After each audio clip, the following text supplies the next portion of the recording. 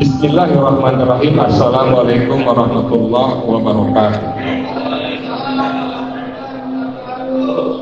Alhamdulillahirrabbilalamin. Wassalatu wassalamu ala asrofil anbiya'i wal mursalin nabiyina Muhammadin wa ala ahlihi wa sahbihi ajma'in, amma ba'du. Puji syukur kita panjatkan kehadirat Allah atas nikmat yang dilimpahkannya kepada kita pada hari ini. Nikmat iman, nikmat Islam, nikmat ihsan, nikmat taufik wal hidayah, waktu, kesempatan, sehat walafiat, ilman wa fahman, nikmat silaturahim, rizqan halan tayyiban mubarakan, nikmat saum, nikmat berbuka, nikmat iftar dan ridha. Puji dan syukur kita panjatkan. Salawat serta salam kita panjatkan kehadirat Allah atas Nabi kita Muhammad SAW, untuk keluarganya, untuk sahabat-sahabatnya, untuk umat yang istiqomah hingga akhirul zaman. Kitalah diantaranya. Hadirin rahimakumullah, pada kesempatan ini saya sampaikan beberapa tips atau mengisi Ramadan kita dengan cara menginstal Play Store dan cari Playbook. Jadi gunakan HP kita untuk membuka Play Store, carilah Playbook. Di sana sedang banyak buku-buku gratis. Karena di bulan Ramadan para Habib-habaib di Mekah segala macam itu mewakafkan buku-buku, bisa jadi termasuk buku ini. Buku ini bisa dilihat sehari-hari lewat HP, lakukan dengan miring begini landscape, dan itu adalah sekali lagi install Play Store, kemudian cari Playbook, dan di situ banyak buku-buku yang kita bisa baca sambil berzikir dimanapun kita berada lewat HP kita. Terutama buku-buku Ustadz Abdul Somad, hampir semuanya gratis ya di Play Store ini. Baik hadirin rahimakumullah, kita akan lanjutkan pembacaan Sahih Bukhari Muslim, Lu'lu' wal Marjan, masih pada jilid 1 bab jenazah, bab mengkafani mayit, hadis 547. Bismillahirrahmanirrahim.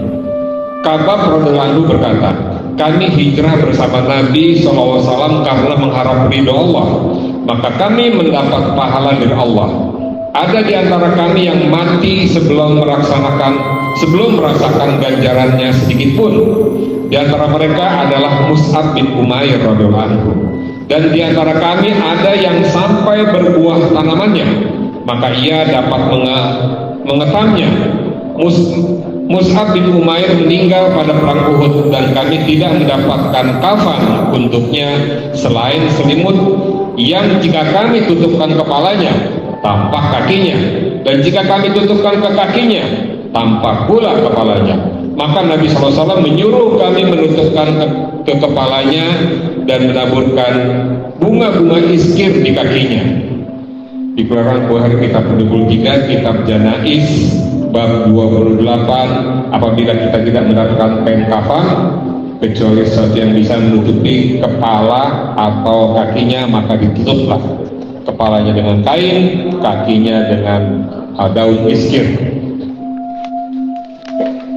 Lanjut hadis 548. Aisyah radhiyallahu anha berkata, Rasulullah SAW dikafani dengan 3 helai kain putih buatan Yaman, sahul yang terbuat dari katun tanpa memakai gamis dan sorban. Al-Bukhari belakang kitab ke-23 kitab Janaiz bab 19, kain putih untuk kafan. Ya, seperti itu. Dan sekarang ini menjadi fikih bahwa untuk laki-laki 3 lapis kain kafan. Menutupi jenazah, bab menutupi jenazah, hadis 549. Aisyah radhiyallahu anha berkata, ketika Rasulullah SAW meninggal, ditutupi dengan burdah atau sorban kemul bergaris-garis yang halus, dikeluarkan oleh Bukhari pada kitab 77, kitab pakaian bab 18, bab kain yang halus dan sorban. Ya, berbeda dengan Bisa jadi untuk kain kafan ini berbeda dengan kain ihram yang tidak boleh dijahitkan. Khusus wanita dibikinkan seperti baju kurung seperti itu kain kafannya. Bab menyegerakan penguburan jenazah. Menyegerakan penguburan jenazah, hadis 550. Abu Hurairah radhiyallahu anhu berkata, Nabi SAW bersabda, segerakanlah penguburan jenazah. Maka jika ia soleh, maka kebaikan untuknya ketika kalian segerakan. Dan jika bukan orang soleh, maka keburukan untuknya ketika kalian meletakkan di pundak kalian. Ya. Saya ulangi, segerakanlah penguburan jenazah, maka jika ia orang soleh, maka kebaikan untuknya ketika kalian segerakan. Dan jika bukan orang yang soleh, maka keburukan untuknya ketika kalian meletakkan di pundakan kalian. Ya. Seperti itu karena dia akan menemukan hukuman-hukuman. Bab fadilah sholat jenazah dan mengantarnya. Fadilah sholat jenazah dan mengantarnya, hadis 551.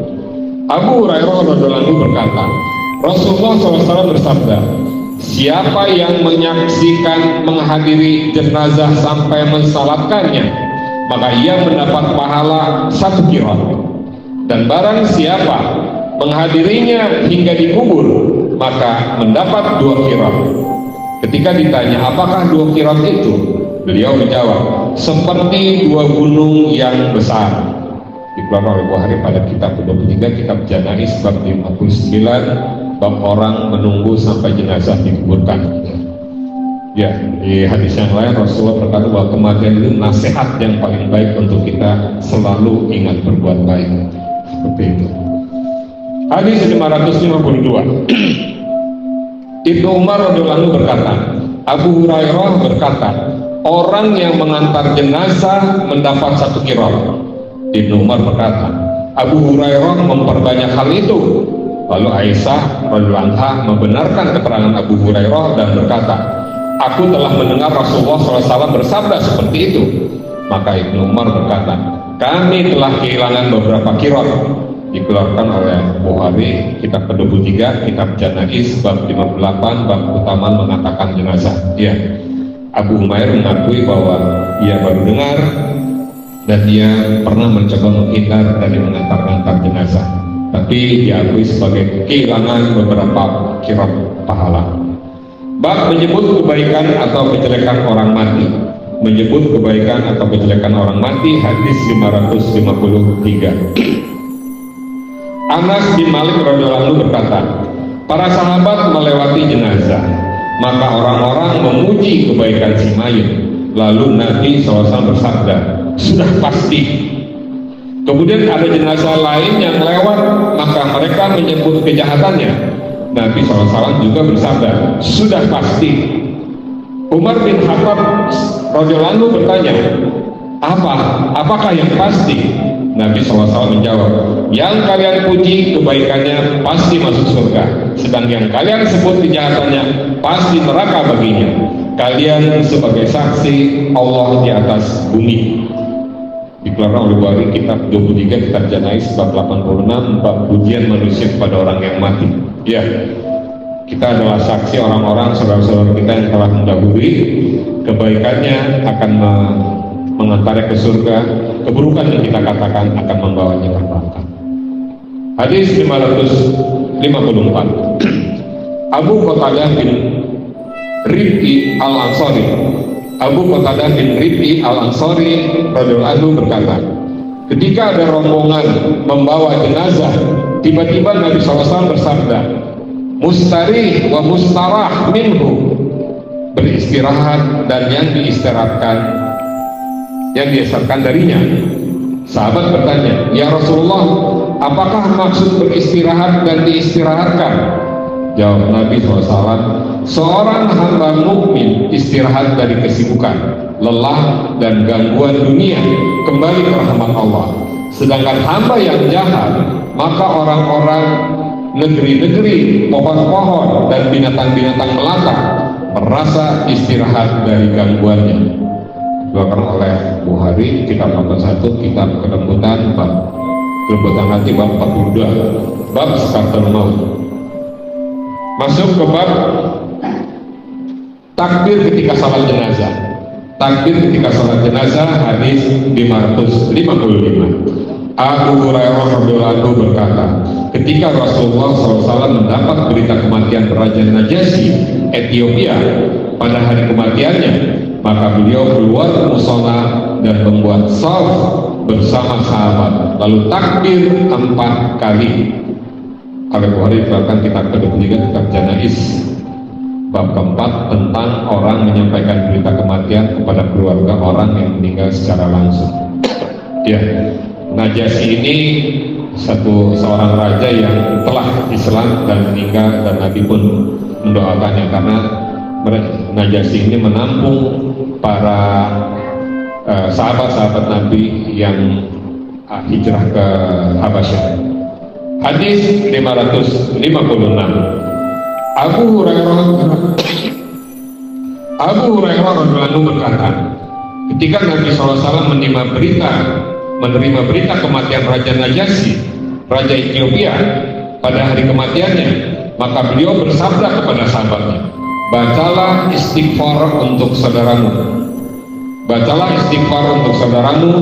Oleh Bukhari diterangkan pada kitab 23, kitab Janaiz, bab 61, bab mensalati jenazah di tempat sholat atau masjid. Hadis 557.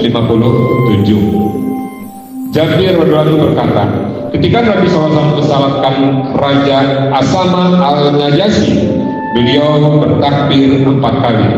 Dikeluarkan oleh Bukhari pada kitab 23, kitab Janaiz, bab 65, bab akhir ketika mensalati jenazah sebanyak 4 kali takbir. Takbir 4 kali kita sudah alami, kita tahu, dan bacaannya kadang-kadang perlu diulang agar kita hafal. Bab sholat jenazah di atas kubur. Bab sholat jenazah di atas kubur, hadis 559. Sulaiman As-Saibani berkata, aku mendengar As-Saibi berkata, aku diberitahu oleh seseorang yang berjalan bersama Nabi SAW melalui kuburan yang menyendiri. Maka Nabi SAW mengimami para sahabatnya untuk sholat bagi orang yang mati dalam kubur itu. Aku bertanya, hai Abu Amru, siapa yang menceritakan itu kepadamu? Dia menjawab, Ibnu Abbas radhiyallahu anhu. Oleh Bukhari, kitab ke-10, kitab Azan, bab ke-161, bab wudu anak-anak dan kapan mereka wajib mandi, bersuci, dan menghadiri sholat jamaah. Ya, jadi kuburan ini kita bisa mensolati hanya sholat gaib itu tidak seperti sholat fardu yang harus bersujud. Ini sholat sunnah berdiri 4 kali takbir. Hadis 560. Hadis terakhir untuk pagi ini, Abu Hurairah radhiyallahu berkata, ada seorang budak hitam laki-laki atau wanita biasa menyapu masjid. Tiba-tiba orang itu meninggal dan Nabi SAW tidak mengetahui meninggalnya. Suatu hari Nabi SAW teringat kepada orang tersebut dan bertanya, di manakah orang itu? Orang-orang menjawab, sudah meninggal ya Rasulullah. Nabi SAW bersabda, mengapa kalian tidak memberitahuku? Mereka berkata, sebenarnya ada hal ini dan itu. Seakan-akan mereka meremehkan orang itu. Seakan-akan mereka meremehkan orang itu. Maka Nabi SAW bersabda, tunjukkan padaku kuburannya. Lalu Nabi SAW datang ke kuburnya dan sholat di atas kubur itu. Dikeluarkan oleh Bukhari pada kitab ke-23, kitab Janaiz bab 8. Jangan main-main, jangan menghina orang-orang yang menjadi takmir masjid, mengurus masjid, karena Nabi sendiri sholat khusus buat mereka. Demikian hadirin, mudah-mudahan semua dipahami dengan benar, dapat kita lakukan dengan mudah. Insya Allah dapatkan pula syafaat dari Rasulullah. Subhanallah rabbana wa bihamdika aghfirli, asyhadu an la ilaha illa anta, astaghfiruka wa atubu ilaik. Assalamualaikum warahmatullahi wabarakatuh.